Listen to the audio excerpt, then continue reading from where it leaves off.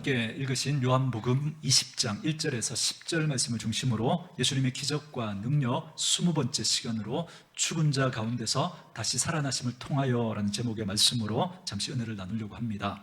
여러분, 오늘 본문의 말씀은 보통 부활절 아침에 저희들이 자주 듣게 되는 말씀인데요, 그러나 어찌 보면 이 예수님의 부활이야말로 예수님의 놀라운 기적과 능력의 가장 결정과도 같은 그런 사건 아니겠습니까? 지금까지 저희가 예수님이 이 땅에서 보여주셨던 수많은 기적들을 다루면서 19가지 예수님의 기적과 능력을 살펴봤는데요, 그런데 그 모든 19번의 기적들은 이 땅에서 일어날 수 있을 수도 있는, 아니면 다른 종교에서 한 번쯤 그런 일이 있었다고 이야기할 법한 그런 이야기들입니다. 그러나 예수님의 부활이야말로 여러분, 다른 어떤 곳에서도 찾아볼 수 없는, 다른 어떤 종교에서도 하지 않는 정말 예수님의 기적과 능력의 절정을 보여주는 그런 사건이라고 할 수 있습니다. 그래서 오늘은 예수님의 부활이 담고 있는 이 놀라운 하나님의 마음을 여러분과 함께 좀 나누려고 하는데요, 그래서 오늘은 예수님이 부활하신 이 기적에 우리가 포커스를 맞추려고 합니다. 여러분, 제가 늘 말씀드렸지만 예수님의 기적은 기적 자체에 포커스가 맞춰져 있는 게 아닙니다. 그러나 오늘 예수님의 부활은 예수님의 기적에 포커스가 맞춰져 있습니다. 여러분, 다른 병을 고치는 이야기, 눈먼 사람의 눈을 보게 해주고 귀신 들린 사람의 그 귀신을 쫓아내주신 이야기, 무리를 걸으신 이야기, 여러분, 이런 기적은 그 기적 자체에 포커스가 맞춰져 있는 게 아닙니다.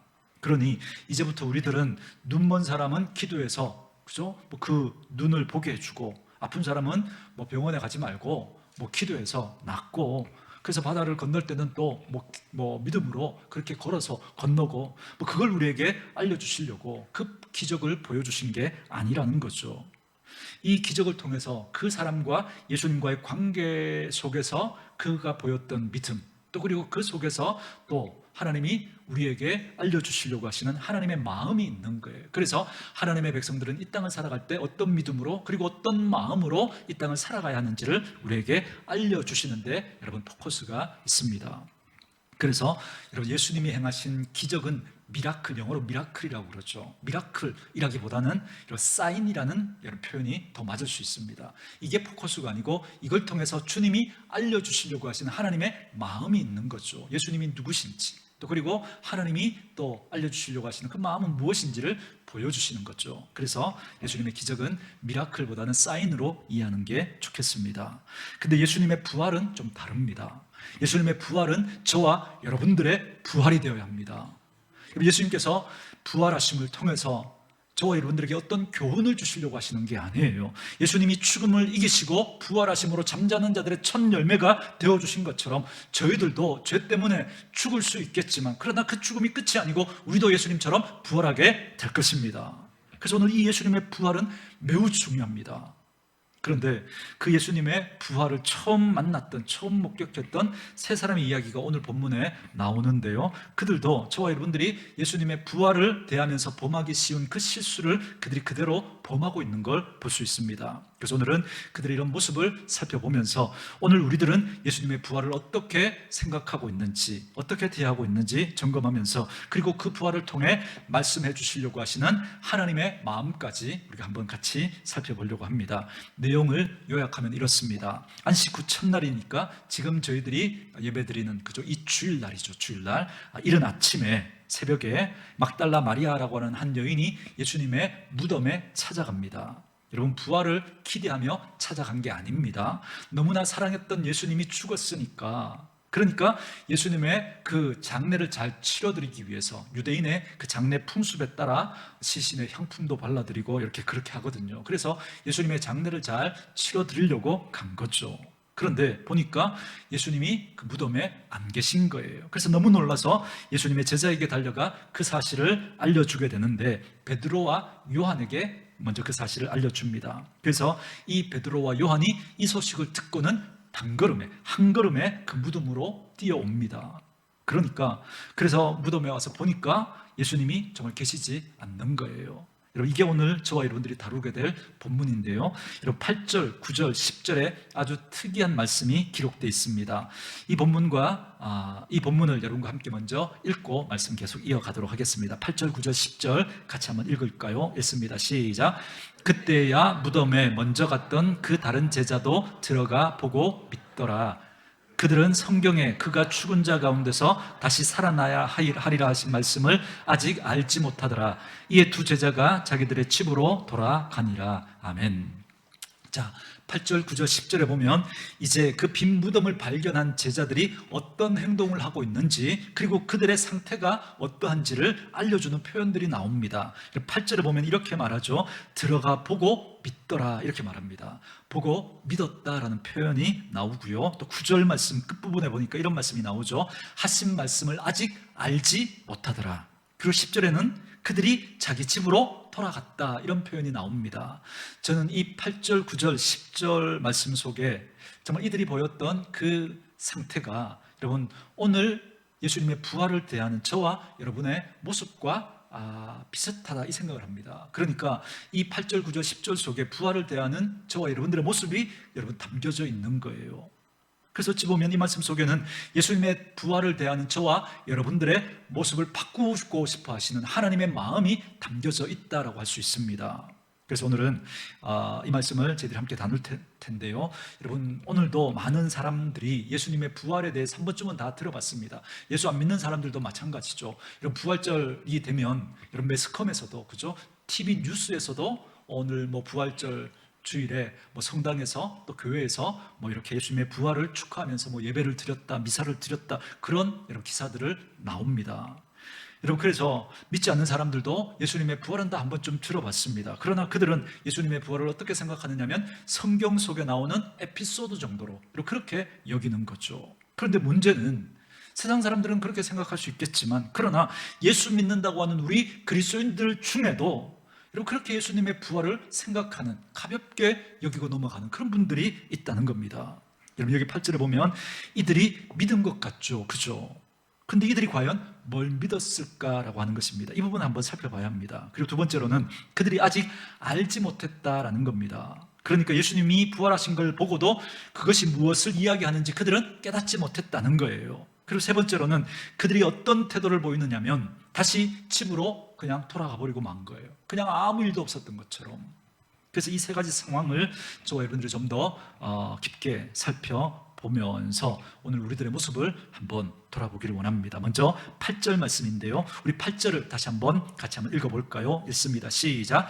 그때야 무덤에 먼저 갔던 그 다른 제자도 들어가 보고 믿더라. 아멘. 자, 질문은 이것입니다. 그들이 무엇을 믿었던 것일까라고 하는 것이죠.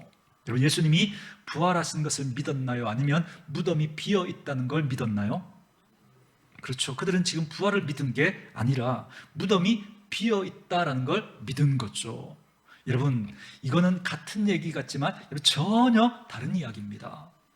막달라 마리아가 무덤에 갔다 와서 뭐라 그럽니까? 예수님의 시체가 없어졌다는 거예요. 그래서 이런 표현을 쓰죠. 어디를 보시냐면 1절, 2절 우리 같이 한번 읽어볼까요? 읽습니다. 시작. 안식 후 첫날 일찍이 아직 어두울 때에 막달라 마리아가 무덤에 와서 돌이 무덤에서 옮겨진 것을 보고 시몬 베드로와 예수께서 사랑하시던 그 다른 제자에게 달려가서 말하되 사람들이 주님을 무덤에서 가져다가 어디 두었는지 우리가 알지 못하겠다 하니. 아멘. 막달라 마리아도 똑같죠. 뭐라고 얘기하냐면 가서 보니까 예수님의 무덤에 그 무덤 문을 막고 있던 돌문이 옮겨져 있는 거예요. 여러분, 그 당시 예수님의 무덤은 동굴에다가 예수님의 시신을 안치해 놓고 큰 바위를 그 입구에 막아 놓았거든요. 그런데 보니까 그 무덤을 막고 있는 바위가 옮겨져 있는 거예요. 그러니까 딱 드는 생각이 뭐냐면, 누가 예수님의 시신을 옮겨가 버렸구나, 이 생각이 든 거예요. 그러니까 예수님의 부활이 생각난 게 아니라 누가 예수님의 시신을 옮겨갔구나, 이 생각이 든 겁니다. 그래서 베드로와 요한에게 달려가서 뭘 알려주죠? 1번, 예수님이 부활하셨다. 2번, 예수님의 시체가 없어졌다. 2번이죠, 그렇죠? 예수님의 시신이 없어졌다는 사실을 알려준 겁니다. 그래서 이 얘기를 들은 베드로와 요한이 마치 달리기 시합을 하듯이 열심히 달려갑니다. 그래서 딱 보니까 정말 예수님의 시신이 없는 거예요. 그래서 8절에 그들이 그걸 보고 믿었다라는 겁니다. 뭘 믿은 거죠? 예수님의 부활을 믿은 게 아니라 예수님의 시신이 없어졌다라는 걸 믿은 거죠. 저는 이 부분을 이렇게 여러분과 좀 나누려고요. 그들은 자기가 믿고 싶은 걸 믿었지 하나님이 보여주시려고 하시는 걸 믿지 않았다라는 겁니다. 그러니까 우리는 주님이 보여주시는 걸 믿어야 한다는 겁니다. 이게 오늘 첫 번째 메시지입니다. 자, 보세요. 그들은 믿었어요. 근데 뭘 믿은 거죠? 빈 무덤을 보고 예수님의 시신이 없어진 걸 믿은 거예요. 아, 누군가 예수님의 시신을 옮겨갔구나. 그들은 자기가 이해하는 그 수준에서 그 사실을 믿은 거예요. 다시 말하면 내가 믿고 싶은 걸 믿은 거죠. 그러나 하나님 편에서 보면 지금 예수님의 시신이 없다는, 여러분 이 빈 무덤은 지금 무엇을 지금 증거해 주는 겁니까? 예수님이 부활하셨다는 걸 증거해 주는 거잖아요. 그러나 그들의 머릿속에는 그들이 이해할 수 있는 그 수준까지만 딱 믿으려고 하는 거예요. 아, 죽은 사람은 다시 살아날 수 없지, 이 생각이 너무 강하니까 예수님의 부활은 생각하지도 못하고, 여러분 믿을 생각은 아예 하지도 못하고 어떻게 해요? 아, 누군가 예수님의 시신을 옮겨갔구나, 이렇게 생각해 버렸던 거죠. 여러분, 그래서 우리들의 생각이 얼마나 중요한지 모릅니다. 그 생각이 우리의 믿음의 방향을 결정짓는 거예요. 보세요. 지금 그들이 지금까지 가지고 있었던, 과거에 머물러 있었던 그 생각 때문에 예수님이 보여주시려고 하시는 새로운 시작을 보지 못하는 거예요. 새로운 세계를 보지 못하는 거예요. 그래서 그들은 예수님의 부활의 현장에 있으면서도, 그 예수님의 그 부활의 현장에서 그걸 목격하고 있으면서도 그것이 그들의 삶에 아무런 영향을 미치지 못하고 있는 거예요. 그래서 그들은 다시 자기들의 집으로 돌아가 버리고 맙니다. 마치 아무 일도 없었던 것처럼. 이 일이 안타깝게도 매주일 저와 여러분에게도 일어날 수 있다는 겁니다. 하나님은 매주일마다 말씀을 통해서, 예배를 통해서 마치 저와 여러분에게 무덤 속에 예수님의 시신이 사라진 것 같은 그런 사건들을 말씀해 주시고 알려주고 계신 거예요. 그때 우리들이 여러분 이 제자들처럼 이렇게 할 수 있다는 거예요. 내가 믿고 싶은 것만 믿어버리는 거예요. 아, 시신이 없어졌구나, 이 정도로만. 그러나 하나님은 매주일 예배를 통해서 뭘 알려주고 싶은 거냐면, 저와 여러분의 인생 가운데 지금까지 생각하지도 못했고 지금까지 가져보지 못했던 그런 새로운 시작을 열어주시고 믿음의 새로운 지평을 우리에게 열어서 보여주시기를 원하는 거예요. 그런데 내가 믿고 싶은 대로만 믿고는 정작 예수님이 믿으라고 말씀하시는 그건 우리가 믿지 않는 겁니다. 주님이 보여주시는 걸 받아들이지 않는 거죠. 우리는 여전히 내가 가진 그 생각 그대로를 가지고 살아가는 겁니다. 여러분, 지금 이 상황이 얼마나 놀라운 상황입니까? 예수님이 부활하신 참으로 역사적이고 감격스러운 그 현장에 그들이 있는 거예요. 인류 역사 속에 누구도 경험해보지 못했던 그런 그 현장에 그들이 있단 말이죠. 그런데 지금 그들은 뭐라고 생각해요? 아, 누가 예수님의 시신을 옮겨갔구나. 여러분, 그 놀라운 역사의 그 현장에 있으면서도 그들은 그걸 아무것도 아닌 일로 만들어버리는 겁니다. 저와 여러분이 듣는 하나님의 말씀이 여러분 꼭 그럴 수 있습니다. 하나님은 우리 삶에 새로운 지평을 열어주시려고 오늘도 우리에게 말씀을 주시는데, 그런데 우리는 자꾸 내가 이전에 가지고 있었던 그 내 생각의 수준에서만 이렇게 말씀을 대하는 거예요. 그러다 보니까 그 말씀이 어떤 식으로 돼버리느냐면, 아, 예수님의 시신을 누가 옮겨갔구나, 그 정도로. 여전히 우리는 우리가 가지고 있는 그 생각에 머물면서 내 생각의 수준으로 말씀을 다 재단해버리고, 하나님이 정말 우리에게 알려주시려고 하시는 그 하나님의 마음은 우리가 보지 못하는 거예요. 하나님이 우리 인생 가운데 열어주시려고 하시는 그런 새로운 시작, 새로운 믿음의 그 세계의 그 지평은 우리가 보지 못하는 거예요. 그리고는 내 생각의 수준에서만 살아가는 거죠. 여러분, 오늘 본문 말씀을 표시하시고 열왕기하 6장으로 한번 와 보시겠습니까? 열왕기하 6장, 구약 성경 570쪽 그 어간입니다. 자, 말씀을 펴두십시오. 열왕기하 6장 15절부터 17절까지 말씀인데요, 제가 이 상황이 어떤 상황인지 설명해 드릴게요. 여러분, 북이스라엘 나라에 엘리사라고 하는 선지자가 있었습니다. 그런데 어떤 일이 생겼냐면, 이 북이스라엘 옆 나라에 아람이라고 하는 나라가 있었는데요, 이 아람이라는 나라가 자꾸 군대를 이끌고 쳐들어오는 겁니다. 근데 엘리사가 하나님께 기도하면 하나님께서 아람 나라의 그 군대의 전략과 전술을 다 알려주시는 거예요. 어디에서 어떻게 언제 어떤 모습으로 이렇게 공격해 온지를 다 알려주니까 방비를 하죠. 그래서 아람이 잘 준비해서 그렇게 전쟁을 해도 도저히 이스라엘을 이길 수가 없는 거예요.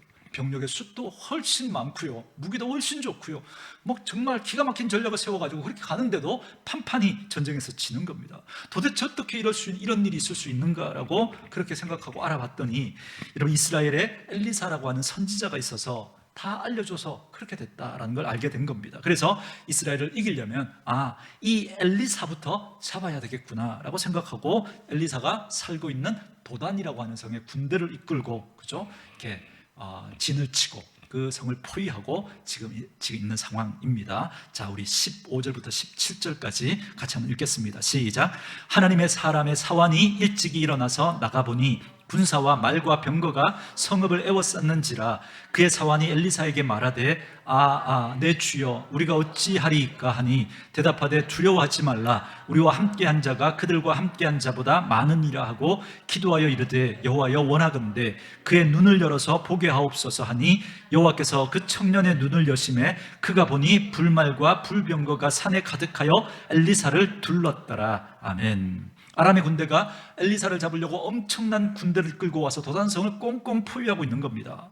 이 상황을 엘리사의 사환이 보게 된 거죠. 근데 그의 눈에는 뭐만 보인 거예요? 아람의 그 까마득한 군대만 보이는 거예요. 그래서 엘리사에게 달려와서 주인님, 이제 큰일 났습니다. 이제 우리 꼼짝없이 다 죽게 생겼습니다. 그러는 거예요. 그러자 엘리사가 뭐라고 말하느냐면, 두려워 마라. 그들과 함께한 자보다 우리와 함께한 자가 더 많다, 이렇게 말하는 거예요. 그래서 그 사환의 눈이 열리도록 하나님께 기도를 합니다. 그랬더니 그 사환의 눈이 열리자 보이지 않던 게 보이는 거죠. 하나님이 보내주신 불말과 불병거가 산에 가득하여 엘리사를 둘러 진치고 있는 걸 그 사환이 보게 된 겁니다. 여러분, 이 불말과 불병거는 처음부터 있었던 거예요? 아니면 기도했더니 그때 갑자기 나타난 거예요? 처음부터 있었던 거죠. 자, 보세요. 그러나 그에게 보이지 않는 거예요. 그래서 자기가 볼 수 있는 수준에서 보고, 그것 때문에 두려워하고, 그것 때문에 걱정하고, 그것 때문에 염려하는 거예요. 오늘 막달라 마리아와 이 두 제자도 똑같죠. 예수님이 부활하셨어요. 그러나 그들에게는 안 보이는 거예요. 안 보이니까 자기들의 수준에서 예수님의 부활을 생각하는 게 아니라, 자기들의 수준에서 부활은 생각하지도 못하고 어떻게 생각해요? 누가 예수님의 시체를 훔쳐갔구나, 누가 옮겨놓았구나, 그렇게 생각한 거예요. 왜 이렇게 생각했어요? 사람은 죽었다가 다시 살아날 수 없다라고 생각하니까, 이 생각이 너무 강하니까. 사랑하는 성도 여러분, 매주일 예배를 드리면서 이 시간은 저와 여러분들이 사람의 생각을 나누는 시간이 아니잖아요, 그죠? 제 체험을 나누는 시간인가요? 아니죠. 하나님의 말씀, 하나님의 마음, 하나님의 생각을 여러분들에게 전해드리는 시간입니다. 근데 하나님의 말씀을 대하면서도 혹시 우리가 이런 우를 똑같이 범하고 있는 것은 아닌가라고 하는 것이죠. 여러분, 왜 내 삶에는 믿음의 역사가 없는가? 왜 내 삶에는 하나님과 관계된 일이 일어나지 않는가라고 그렇게 생각하는 분들이 있다면, 여러분, 이 부분을 한번 점검해 보시길 바랍니다. 하나님의 말씀을 하나님의 말씀대로 내가 받지 않는 거예요. 그냥 내 생각대로, 내 수준에서 재단하고, 그냥 내 수준에서 그냥 받아들이는 거죠. 오늘 본문에 보니까 제자들과 막달라 마리아가 보고 믿었대요. 뭘 믿었어요? 자기들이 보고 싶은 걸 보고, 자기들이 믿고 싶은 걸 믿어버린 거예요. 주님이 보여주시려고 하시는 건 뭐였어요? 예수님의 부활을 보여주시려고 했던 거죠. 근데 그들은 자기 수준에서 누가 예수님의 시신을 옮겨갔다, 이것만 본 거예요. 이것만 생각한 거예요. 오케이, 이건 이들의 이야기니까. 그럼 우리들은 어떠냐는 거예요. 우리들은, 여러분들은 매주일마다 말씀을 듣고 예배를 드리고, 그리고 또 성경을 읽으면서 여러분이 보고 싶은 대로 보고 여러분이 믿고 싶은 대로 믿고 있는지, 아니면 주님이 우리에게 알려주시려고 하시는 걸 우리는 받아들이고 그걸 믿으며 살아가고 있는지, 이걸 한번 점검하는 지혜가 저와 여러분에게 있기를 주의 이름으로 축원합니다. 여러분, 어떤 분이 오늘 이 본문의 내용을 묵상하면서 제목을 이렇게 잡은 걸 봤어요. 믿음이 없으면 빈 무덤도 절망입니다. 어떻게 여러분 이렇게 타이틀을 잡을 수 있죠? 그래서 이게 딱 제목만 딱 들어도, 그죠? 무슨 이야기를 하려고 하는지 딱 느껴지잖아요. 맞아요. 빈 무덤도 여러분 믿음이 없이는 절망인 거예요. 여러분, 빈 무덤은 무엇을 증거하는 거예요? 예수님의 부활을 증거하는 거거든요. 그런데 그 증거 앞에서도 믿음이 없으면 여러분 절망밖에 없는 거예요. 절망밖에. 여러분, 이 세상 사람들 보니, 여러분 이 세 사람들 보세요. 이 말이 딱 맞죠. 딱 이 세 사람은 빈 무덤을 봤어요, 안 봤어요? 봤죠. 봤지만 자기들의 믿음의 수준에서 그 빈 무덤은 예수님의 부활의 증거가 아니라 뭐예요? 누가 예수님의 시신을 옮겨간 것밖에 되지 않는 거예요. 예수님의 시신이 어디 갔지? 예수님의 시신이 어디 갔지? 그리고는 그들의 일상으로 돌아가 버립니다. 여러분, 이 모습이 오늘 본문에 기록되어 있습니다. 우리 사랑하는 오늘의 식구들은 늘 이 싸움을 할 수 있었으면 좋겠습니다. 나는 내가 믿고 싶은 대로 믿고 살아가고 있는가? 아니면 하나님이 보여주시려고 하시는 걸 나는 보고 그걸 믿고 살아가고 있는가? 이걸 여러분 늘 점검하시고 늘 여러분들은 이 싸움을 하셔야 돼요. 그래서 믿음을 제가 어떻게 정리해드리죠? 내 생각을 끄집어내고 하나님의 생각을 집어넣는 거라고. 내가 보고 내가 깨닫는, 그죠? 그 수준에서만 여러분 머무는 게 아니라 하나님의 말씀을 믿음으로 받는 거예요. 그리고 내 생각을 끄집어내는 거죠. 그래서 그 하나님의 말씀을 통해서 하나님이 보여주시려고 하시는 새로운 믿음의 지평을 볼 수 있는 그런 믿음이 저와 여러분에게 있기를 주의 이름으로 축원합니다. 이게 첫 번째 메시지고요. 두 번째 메시지는 9절 말씀입니다. 우리 9절 말씀 같이 한번 읽어볼까요? 읽습니다. 시작. 그들은 성경에 그가 죽은 자 가운데서 다시 살아나야 하리라 하신 말씀을 아직 알지 못하더라. 아멘. 자, 여러분 이 9절이 관로로 돼 있죠. 그렇죠? 마치 이런 느낌인 것 같지 않으세요? 그들이 왜 자기 마음대로 믿고 예수님이 보여주시는 걸 보지 못하고 믿지 못했는가에 대한 그 이유를 마치 설명이라도 해주듯이 이 구절에다가 갈로를 쳐서 이렇게 설명해 주는 것 같습니다. 자, 여러분 제자들이 예수님이 부활할 거야 라고 하는 이 말씀을 들었나요? 못 들었나요? 들었죠. 베드로가 주는 그리스도시요 살아계신 하나님의 아들이십니다라고 하는 그 고백을 한 이후에 예수님께서 비로소 자신이 어떠한 죽음을 죽을 것인지 그리고 어떻게 부활할 것이 다시 살아날 것인지 말씀해 주셨어요. 여러 번 말씀해 주셨죠. 그러나 그들은 여러분 그 말씀을 들었으나 여기에 남아있지 않은 거예요. 여기에 그들은 잊어버린 거죠. 아니, 잊어버린 게 아니라 흘려들었기 때문에 여기에 남아있지가 않는 거예요. 여기 남아있지가. 그러니 그들에게는 그 부활의 현장에 있으면서도 예수님의 부활이 떠오르지가 않는 거예요. 그 생각이. 사랑하는 성도 여러분, 꼭 기억하십시오. 저와 여러분의 인생에 필요한 하나님의 말씀을 하나님이 저희들에게 주셨을까요? 안 주셨을까요? 주셨죠. 수도 없이 주셨죠. 부족한 저를 통해서도 말씀해 주셨고요. 여러분들 인생을 살아오면서 여러 목사님을 통해서 여러분이 성경을 읽으면서 책을 읽으면서 하나님이 우리에게 필요한 말씀들을 수도 없이 거듭 말씀해 주셨단 말이죠. 그런데 중요한 건 여러분 그게 생각이 나지 않는 거예요. 생각이. 왜요? 중요하게 여기지 않는 거예요. 내 생각을 끄집어내고 그 하나님의 말씀을 여기 담아놓지 않았던 거예요. 흘려들었던 거예요. 하나도 남지 않는 거예요. 그래서 막상 그 현장에 있으면서도 하나님의 말씀이 생각나지 않는 거예요. 고난 가운데 어려움이 왔을 때 그때 하나님의 백성은 어떻게 해야 되는지, 우리 예수님은 그 고난과 역경 가운데 어떻게 하셨는지가 하나도 생각이 나지 않는 거예요. 왜요? 내가 흘려들었거든요. 내 생각을 끄집어내지 않고 여전히 내 생각으로 그 생각을 밀어내버렸기 때문에 여기 하나도 남아있지 않는 거예요. 여러분, 그렇다면 여러분 그건 지나간 이야기니까 오케이.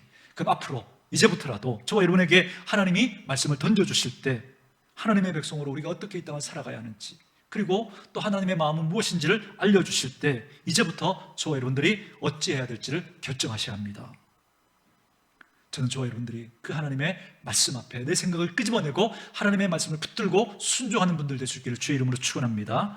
너무 놀라운 건 여러분 이 부분을 표현하면서 주님이 이렇게 표현하지 않으셨다는 거예요. 그들에게 믿음이 없었다 이렇게 말하지 않죠. 그들이 말씀을 알지 못했다 이렇게 말합니다. 그죠? 그러니까 그들이 들었는데 알지 못했다는 거예요. 들었는데 마치 이런 거죠. 여러분 본문을 표시하시고 창세기 12장 4절로 한번 와보십시오. 본문 표시하시고 창세기 12장 4절 14쪽이죠. 창세기 12장 4절 우리 같이 한번 읽어볼까요? 읽습니다. 시작. 이에 아브라함이 여호와의 말씀을 따라갔고 롯도 그와 함께 갔으며 아브라함이 하란을 떠날 때에 75세였더라. 아멘. 자, 이 말씀을 유심히 꼼꼼히 여러분 읽으면 놀라운 것을 우리가 잡아낼 수 있는데요. 잘 보세요. 아브라함은 무엇을 쫓아갔다 그래요? 여호와의 말씀을 쫓아갔대요. 자, 그 다음 사람 볼까요? 롯은요. 롯은 누구와 함께 가요? 아브라함과 함께 갔죠. 그러니까 그림으로 그리면 이런 그림이죠. 아브라함이 말씀을 쫓아갔다는 건 하나님을 보고 쫓아간 거죠. 그런데 그 롯은 누구를 보고 쫓아가요? 아브라함을 보고 쫓아가고 있는 거죠, 그림이. 그래서 여러분, 이 아브라함이 하나님을 봤다라고 하는 걸 오늘 여러분 이 구절에서는 그가 말씀을 쫓아갔다 이렇게 표현해 주고 있습니다. 여러분, 이게 무슨 말일까요? 자기가 믿고 싶은 대로 믿은 게 아니고, 자기가 하고 싶은 대로 한 게 아니고, 자기가 가고 싶은 대로 가지 않았다는 거예요. 자기가 하고 싶은 대로 하지 않았다는 거예요. 아브라함에게는 이 마음이 있었던 거죠. 자기는 가고 싶지 않지만 하나님이 가라고 하시면 가는 거예요. 자기는 가고 싶지만 하나님이 가지 말라고 하시면 가지 않는 거예요. 아브라함에게는 이 마음이 있었던 거예요. 그래서 아브라함은 말씀을 쫓아갔다라는 거죠. 왜요? 아브라함은 하나님만 보고 있었거든요. 그래서 그림으로 그리면 아브라함의 영적인 안테나가 이렇게 하나님께 막 고추 세워져 있는 거예요. 그래서 하나님이 말씀하시면 하나님의 말씀하시는 대로만, 자기 마음은 어떠하든 상관하지 않고 그 하나님의 말씀을 따라 갔던 거죠. 온통 그 영적인 안테나가 하나님께 맞춰져 있는 거죠. 여러분, 이게 오늘 표현해 보니까 여호와의 말씀을 따라갔다 이렇게 표현합니다. 이 말씀 조금만 더 볼까요? 출애굽기 39장, 창세기 다음 출애굽기 39장의 말씀입니다. 자, 출애굽기 20장에 보면 하나님께서 시내산 꼭대기에서 모세에게 십계명과 성막을 짓는 법을 알려주시죠. 그래서 20장 이후로 보면 이제 그 성막을 짓는 내용들이 쭉 나옵니다. 그런데 다 살펴볼 수는 없고요. 그 중에 저와 여러분들이 좀 주목해 볼 표현들을 좀 찾아볼 텐데요. 먼저 출애굽기 39장 5절 말씀 끝부분에 한번 보세요. 끝부분. 에봇에 붙여 짰으니, 그 다음부터 우리 같이 한번 읽을까요? 시작. 여호와께서 모세에게 명령하신 대로 하였더라. 어떻게 했다고요? 명령하신 대로. 자, 밑줄 쳐 놓으세요. 명령하신 대로라는 게 뭐죠? 하나님의 뭐대로요? 말씀대로 했다는 거죠. 자, 7절 말씀 끝부분도 볼까요? 보석을 삼았으니, 같이 읽습니다. 여호와께서 모세에게 명령하신 대로 하였더라. 자, 21절도 보세요. 자, 끝부분 같이 읽습니다. 시작. 여호와께서 모세에게 명령하신 대로 하였더라. 26절 끝부분도 볼까요? 여호와께서 모세에게 뭐 하신 대로? 명령하신 대로 하였더라. 31절도 볼까요? 끝부분 우리 같이 읽습니다. 시작. 여호와께서 모세에게 명령하신 대로 하였더라. 자, 43절은 처음부터 우리 같이 한번 읽어볼까요? 43절 읽습니다. 시작. 모세가 그 마침 모든 것을 본즉 여호와께서 명령하신 대로 되었으므로 모세가 그들에게 축복하였더라. 아멘. 자, 지금 계속 반복했던 이 표현들 말고 여러분 40장에도 16절, 21절, 25절, 32절에 똑같은 표현들이 계속 나옵니다. 여호와께서 모세에게 뭐 한 대로? 명령하신 대로 하였다. 이 말씀이 나옵니다. 그러니까 이 명령하셨다라고 하는 이 표현은 오늘 우리말로 바꾸면 누구 말씀대로 했다는 거예요? 하나님의 말씀대로 뭐 했다는 거예요? 순종했다. 순종. 여러분, 그래서 순종은 뭐가 전제가 돼야 돼요? 하나님의 말씀이 전제가 돼야 돼요. 그래서 하나님의 말씀대로 했다. 이게 순종입니다. 이게. 그러니까 순종은 내 마음과 연결이 되는 게 아니라 뭐와 연결이 돼요? 하나님의 말씀과. 그러니까 내 마음에 하고 싶으면 하고 내 마음에 하고 싶지 않으면 안 하는 건 순종이 아닌 거죠. 그러니까 말씀에 대한 우리의 반응이 순종이냐 불순종이냐를 가르는 겁니다. 그래서 하나님의 말씀을 모르면 순종할 수 있어요? 없어요? 없어요. 하나님의 마음을 모르면 순종할 수 없습니다. 목사님, 저는 여러분 이게 하나님이 좋아할 거라고 생각하고 저는 그래서 한 건데요. 이렇게 하면 당연히 그건 좋은 거니까 전 그래서 한 건데요. 이거 가지고는 안 되거든요. 이거 가지고는. 왜냐하면 순종은 전제가 뭐라 그랬어요? 하나님의 말씀이요. 그래서 말씀드리잖아요. 늘 성전 짓는 거 여러분 좋은 일이에요? 나쁜 일이에요? 좋은 일이라는 생각 우리가 마음에 퍼뜩 들잖아요. 그런데 만약에 하나님이 아니야 그러면요, 아닌 거죠. 그건 좋은 일이 아닌 거죠. 여러분, 오늘 본문 말씀 보세요. 막달라 마리아가 누구를 위해서 무덤에 갔을까요? 예수님을 위해서 간 거잖아요. 그런데도 그녀는 예수님이 진짜 보여주시려고 했던 그걸 그녀는 보지 못했던 거예요. 뭐가 없으니까요? 말씀이 없으니까. 예수님이 말씀해 주셨지만 그게 남아있지 않으니까, 그 부활에 대한 말씀이 여기 남아있지 않으니까 그 부활의 현장에 있으면서도 그걸 보지 못하는 거예요. 베드로와 요한도 뛰어왔죠. 마치 달리기 시합을 하듯 여러분 그렇게 뛰어왔습니다. 여러분 표현이 참 재밌는데요. 어떤 그림이냐면 베드로랑 예수님이 사랑하시던 자, 사실 사랑하시던 제자 이렇게 표현하죠. 여러분 이게 요한이거든요. 요한복음을 지금 누가 쓰고 있어요? 요한이. 그러니까 자기 이름을 쓰기가 뭐 하니까 그죠? 지금 별명을 집어넣은 겁니다. 그래서 두 사람이 달리기 시합을 하듯이 달려왔는데 누가 먼저 왔다 그래요? 그렇죠. 잘 읽어보면 아무래도 요한이 더 젊으니까 요한이 먼저 온 거예요. 그런데 먼저 왔지만 그러나 여러분 들어가지는 못합니다. 무덤에는 못 들어가요. 근데 누가 먼저 들어가요? 베드로가. 자, 누구를 위해서 그들이 그렇게 달려왔을까요? 예수님을 위해서. 그런데 그들에게 말씀이 없으니까, 들었지만 그 말씀이 생각나지 않으니까 그들이 예수님을 위해서 한 행동이지만 예수님이 원하시는 수준에 도달할 수가 없는 거예요. 저는 우리 사랑하는 오늘의 식구들에게 이 싸움이 있기를 원합니다. 하나님을 알아가고 예수님을 알아가는 그 씨름이 저와 여러분에게 있기를 주의 이름으로 축원합니다. 여러분 모르면 안 됩니다. 모르면 여러분 덮어놓고 믿으면 안 되는 거예요. 여러분 펴서 읽으시고 하나님을 알아가시고 여러분 그걸 알고 믿으셔야 돼요. 여러분 오늘 한국교회 가장 여러분 좋지 못한 모습, 오늘 한국교회가 이렇게 지금 세상 가운데 여러분 비웃음을 당하고 그렇게 하는 이유 가운데 하나는 바로 반지성주의입니다. 말씀을 읽지 않아요. 말씀을 알아가지 않아요. 그래서 자기와 생각이 같은 그런 사람들이 해주는 그 말, 누구 목사님이 말했으니까, 누가 이야기했으니까 자기가 믿고 싶은 것만 가지고 와서 착 주장을 하는 거예요. 오늘 한국교회 가장 여러분 심각한 문제 가운데 하나가 이 반지성주의입니다. 정말 우리가 말씀만 조금만, 정말 우리가 중고등학생 수준만 되면, 그렇죠? 전후 문맥을 살펴가서 읽으면 하나님의 마음을 알아갈 수 있음에도 불구하고 여러분 그걸 하지 않아요. 그걸 하지 않아요. 그냥 자기 길을 즐겁게 할, 자기 생각과 맞는 이야기를 해주고 그런 사람들을 찾아다니면서 내 마음에 맞는 이야기를 해주는 그 사람의 말을 근거로 자기 생각, 자기 수준을 가지고 그렇게 여러분 그 자기 신념을 믿음이라고 생각하면서 그렇게 자기는 주님을 위해 산다고 그래요. 교회를 위해 산다고 그래요. 그 일이 여러분 하나님의 마음을 아프게 하는 거예요. 하나님의 마음을. 그들이 예수님을 위해서 하는 행동이지만 그러나 예수님이 원하는 수준에 다다를 수가 없는 거예요. 저 우리 사랑하는 우리 식구들에게 이 씨름이 있기를 원합니다. 하나님을 알아가고 예수 그리스도를 알아가셔야 합니다. 모르면 여러분 그건 순종으로 연결될 수가 없기 때문에 그래요. 그래서 여러분 말씀을 들을 때도 중요한 태도가, 말씀은 내 생각을 끄집어내고 하나님의 말씀을 여러분 믿음으로 집어넣으셔야 돼요. 그래야 하나님의 말씀이 여기에 자리 잡을 수가 있는 거예요. 사랑하는 성도 여러분, 잊지 마셔야 됩니다. 순종은 말씀을 전제로 합니다. 그리고 그 말씀에 대한 반응을 우리가 결정하는 거예요. 우리가 내가 하고 싶어서 지금 했어요. 이것과 주님이 하라고 해서 했어요. 이건 여러분 전혀 다른 문제입니다. 그래서 순종은 책임이 나에게 있지 않고 누구에게 있어요?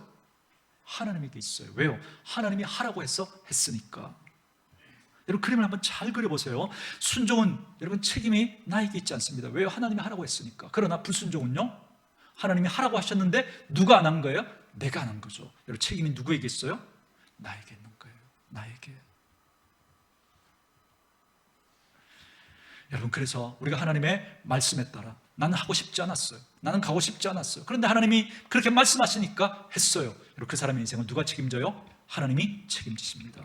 그 가정을 누가 책임져요? 하나님이 책임지십니다. 그 교회를 누가 책임지셔요? 하나님이 책임지십니다. 전 저와 여러분에게 이 은혜가 있기를 원합니다. 그러나 불순종은 누가 책임져야 돼요? 자기가 책임져야 돼요. 자기가. 그래서 여러분 믿음은 어디서 난다고요? 들음에서. 근데 그 들음은 무엇으로 말미암는다고요? 하나님의 말씀을 들음으로. 근데 제자들은 예수님이 부활하실 거라고 하는 그 말씀을 들었음에도 불구하고 자기 생각이 너무 강하니까 여러분 그 하나님의 말씀이 들었지만 남지 않는 거예요. 여기서 자리 잡지 못하는 거예요. 여전히 내 생각만 가득한 거예요. 아, 예수님 죽으면 안 되지. 예수님 죽으면 안 되지. 사람은 죽었다가 다시 살 수 없지. 예수님 죽으면 예수님이 이 나라를 세워서 우리가 그때 한자리 해야 되는데 예수님 죽으면 안 되지. 이 생각이 너무 강하니까 예수님이 십자가에서 죽으실 것을 말씀하시고 3일 만에 다시 부활하실 것을 말씀하셨지만 들었지만 제자들의 마음에 남지 않은 거예요. 남지 않은 거예요. 그래서 그 부활의 현장에, 그 역사적인 현장에 있으면서도 그들은 그 빈 무덤을 보면서도 예수님의 부활은 생각지도 못해요. 그리고는 누가 예수님이 시신을 옮겨갔나 그것만 생각하고 걱정하고 염려하면서 다시 자기의 자리로 돌아가고 있는 겁니다. 혹시 우리들도 이 땅을 살아가면서 저와 여러분들이 붙들고 있는 그 생각 때문에 예수님의 부활은 염두에 두지도 못하고 그렇게 우리는 살아가고 있는 것 아닙니까? 여러분, 우리의 모든 다 한 번에 뒤집을 수 있는 사건이 뭐예요? 부활입니다. 여러분, 억울한 것 같지만, 속상한 것 같지만, 지는 것 같지만 그 모든 것을 한 번에 뒤집을 수 있는 것이 바로 부활입니다. 근데 우리는 그 부활이 마치 없는 것처럼 그렇게 살아가고 있지 않습니까? 뭐 때문에요? 내 생각 때문에. 한번 점검하시고, 우리 사랑하는 오늘의 교회 식구들은 하나님의 말씀에 순종하는 분들 되시기를 주의 이름으로 축원합니다. 마지막 세 번째 본문으로 돌아오셔서 여러분, 본문 10절 말씀 우리 같이 읽도록 하겠습니다. 시작. 이에 두 제자가 자기들의 집으로 돌아가니라. 아멘. 저는 이 표현이 너무 쓸쓸해 보여요. 지금 이 돌아가는 여러분, 이들의 뒷모습을 여러분 한번 잘 보세요. 지금 예수님이 죽음을 이기고 부활하셨단 말이죠. 세상에 다시 없었던 일이 지금 일어난 겁니다. 그 영광스러운 자리, 그 역사적인 자리, 누구도 여러분 정말 그 자리에 함께 할 수 없는 그 영광스러운 그 자리에 그들이 있단 말이죠. 어찌 보면 주님이 그 역사적인 그 현장에 그 막달라 마리아와 그 베드로와 요한을 초대하신 거잖아요. 근데 그들이 그냥 돌아갔대요. 마치 아무 일도 없는 것처럼. 마치 아무 일도 없는 것처럼. 너무 안타깝죠. 너무. 저 우리 사랑하는 우리 식구들은 제발 그러지 않기를 바라요. 매주일 우리가 하나님 앞에 나와 예배하는 이 자리는 부활하신 그 주님이 우리를 하늘 잔치에 불러주시는 자리인 줄 믿습니다. 여기 와서 우리 사람의 생각과 우리들의 그 수준으로만 그렇게 보고 그렇게 여러분 들으면 우리는 이 제자들과 똑같은 모습으로 이 예배를 마치고 나는 내 할 도리를 한 거니까 다시 아무 일도 없었던 것처럼 다시 우리 일상의 삶으로 돌아가서 똑같은 모습으로 똑같은 삶을 우리 또 살아가게 된단 말이죠. 여러분, 그러면 오늘 이 제자들의 이 뒷모습과 우리가 뭐가 달라요? 뭐가? 너무 안타까운 거죠.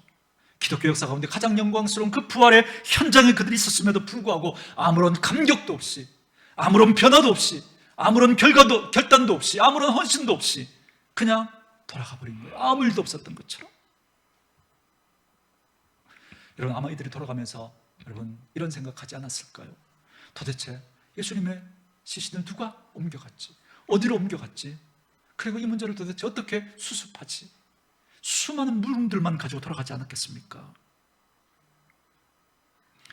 제가 언젠가 여러분들에게 이런 말씀 드렸던 거 기억나세요? 물음표, 나에게는 물음표를 던지고 하나님에게는 느낌표를 던져야 된다고. 이 예배를 마치는 순간 우리가 하나님에게 놀라는 거죠. 이 부활의 현장에 정말 하나님 하신 일 보고 우리가 놀라는 거죠. 그리고 우리에게는 늘 물음표를 던지셔야죠. 나는 틀릴 수 있다는 걸. 그러면서 이 예배를 드리면서 우리의 물음표가 어떻게 바뀌어요? 느낌표로 바뀌는 거죠. 우리의 물음표가 어떻게 해요? 나는 여전히 내 삶에 아픔이 있고 어려움이 있고 문제가 있지만 나는 하나님의 백성답게 그 부활하신 주님이 우리와 함께 계시니까 나는 용기 내어 믿음으로 그 주님과 함께 이 길을 걸어가야지. 이 결단이, 이 느낌표가 우리에게 있어야 하지 않겠습니까? 오늘 이 예배의 자리에서 그렇게 말씀을 듣고 예배를 드리고 그 하나님의 말씀을 듣고 하나님의 마음을 듣고 돌아가면서도 우리는 여전히 그 물음표만 가지고 다시 원점으로, 다시 그 자리로, 다시 그 모습으로, 다시 그 태도로 돌아가 버린다면 여러분, 오늘 이 제자들의 모습과 뭐가 다릅니까? 너무 안타까운 거죠. 그래서 때로는 믿음 생활이 지치고 지겹고 포기해야 되는 그런 일처럼 여러분 느껴지는 그런 분들이 있다는 겁니다. 왜요? 주님이 보여주시는 걸 보지 않는 거예요. 왜요? 내 생각 때문에, 내 수준으로만 머물려고 하니까. 오늘 우리도 마찬가지입니다. 매주일 예배 때마다 저와 여러분은 지금 부활하신 주님을 만나고 있는 거예요.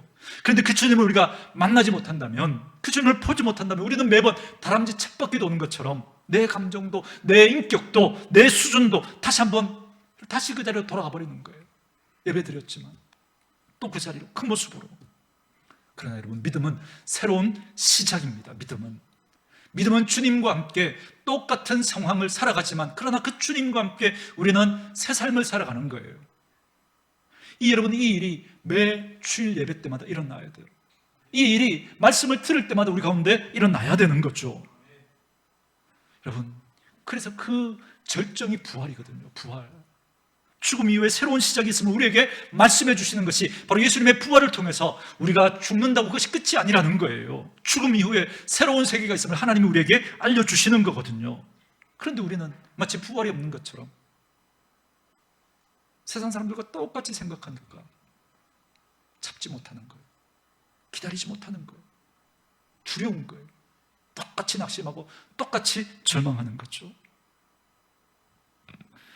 여러분, 오늘 예수님의 부활을 통해서 죽음조차도 마지막이 아니라면 저와 여러분이 겪고 있는 이 삶의 이야기도, 이 상황도, 여러분, 이 문제도 여러분의 마지막은 아닌 거예요.